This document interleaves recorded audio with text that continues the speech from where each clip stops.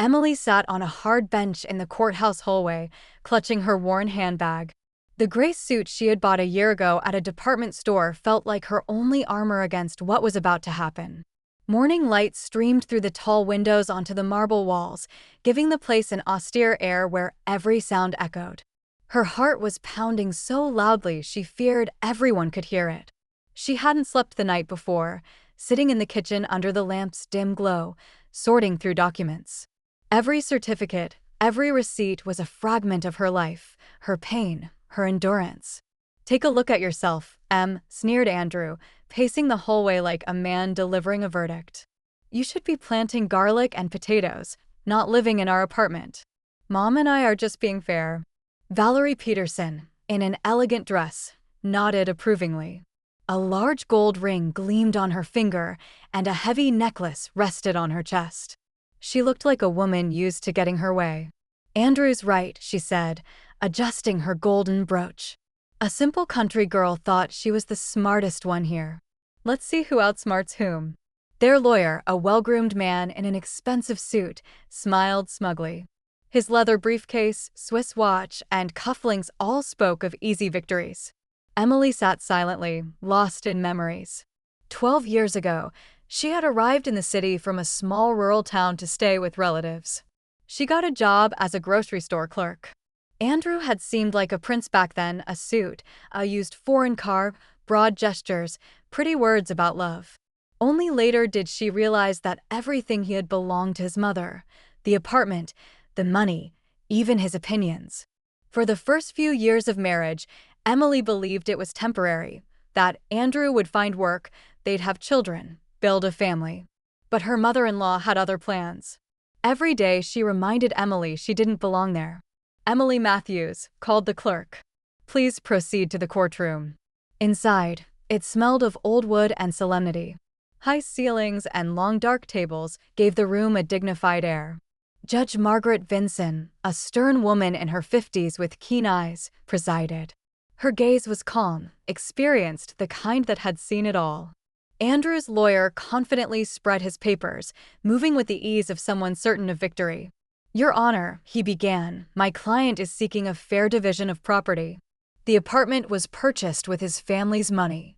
The respondent did not make a significant financial contribution. She worked as a cashier and earned minimum wage." Andrew nodded. Valerie smiled smugly. They already pictured the outcome: the big room for Andrew, the small one for his mother, and the kitchen split in half. Emily would be left with the right to buy her share, which, of course, she could never afford. Emily listened silently, but inside her a storm was gathering. Years of humiliation, her mother-in-law's contempt, her husband's mockery, all fused into one steady resolve. "I didn't contribute," she repeated softly when her turn came. Andrew snorted. Valerie rolled her eyes theatrically. Even the lawyer smirked. "Your Honor," Emily said, standing slowly, "I would like to submit documents showing my real contribution to this family's well-being." From her worn handbag, she pulled out a neat folder.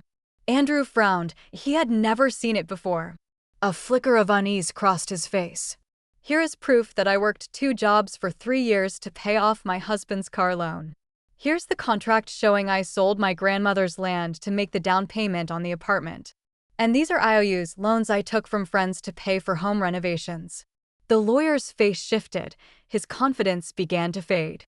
Andrew stopped smiling and tugged nervously at his tie. "And this," Emily continued calmly, "is a statement from my employer confirming that for the past 5 years, I was the sole provider while my husband was finding himself in video games and social media." "That's a lie," Andrew shouted, jumping up. "Mom, tell her she's lying." But Valerie said nothing. Her certainty began to crack like ice under spring sunlight. "Witness Anna Grant," announced the judge.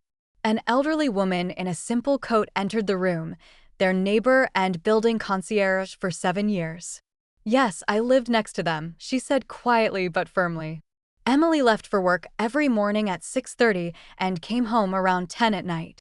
Andrew stayed home playing games and blasting music. His mother visited often, always asking Emily for money, for medicine, for the summer house, for something. "She's lying," screamed Valerie, jumping to her feet. She's senile. Next witness, George Peterson, branch manager, said the judge calmly. Yes, I personally handled all their loan paperwork, said the man in glasses. The only borrower and guarantor was Emily Matthews. Every payment was based on her income. Her credit history is spotless. Andrew's lawyer paled and flipped through his papers frantically, searching for anything to save the case. And finally, Emily said, pulling out the last document, this is a statement from the land registry confirming the apartment was registered as shared property, and my share, based on contributions, is 70%. A heavy silence fell. Andrew stared at his wife as if seeing her for the first time. Valerie clutched her chest, gasping. How could you? Andrew muttered, his mouth opening and closing like a fish out of water. It's simple, Andrew, Emily said evenly. While you were playing your online games and flirting with girls, I was studying. I earned my paralegal degree by correspondence. While you and your mother were planning how to strip me of everything, I was gathering documents for 3 years.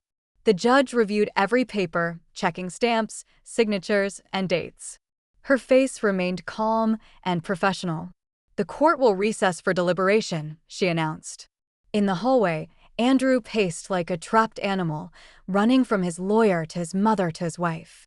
Valerie sat panting, fanning herself with a handkerchief. The lawyer whispered urgently into his phone, probably calling his firm for advice. You planned this, didn't you? Andrew hissed at Emily. His voice trembled. All this time, behind my back. How could you? We were a family. Emily looked at him with exhaustion and pity. I planned for a family, Andrew, children, a real home. Instead, I got 12 years of humiliation. So yes, I planned my defense too. The judge returned, her expression firm. All rise, the clerk announced. After reviewing the evidence and witness testimony, Judge Vinson began. The court rules in favor of the plaintiff. Emily Matthews is entitled to 70% ownership of the apartment. Andrew Peterson retains 30%, with the option to buy out her share at market value. Andrew's face twisted in disbelief. Valerie gasped, clutching the bench. The lawyer silently gathered his papers. In addition, continued the judge, the defendant must reimburse the plaintiff for family support expenses over the past 3 years. She read the amount aloud, and even the seasoned lawyer turned pale. That's impossible, shouted Andrew. I don't have that kind of money. You and your mother should have thought of that earlier, Emily replied calmly, placing her papers back into the folder. Outside, the autumn sun was shining. Leaves had begun to turn gold, but the warmth lingered. Emily walked down the sidewalk feeling lighter with every step. 12 years ago, she had arrived in this city a naive country girl with one suitcase and big dreams. Today, she left the courthouse a strong, confident woman. Her phone rang. Andrew again. Let's just talk this out. We can work something out like adults. Mom agrees. We can. Emily pressed end call, then blocked the number for good. Ahead of her lay a new life, one where she would never again let anyone underestimate her. Meanwhile, somewhere across town, Valerie was telling her tearful son that the simple country girl turned out to be smarter than both of them, and that justice, it seemed, wasn't always on the side of those who shouted the loudest.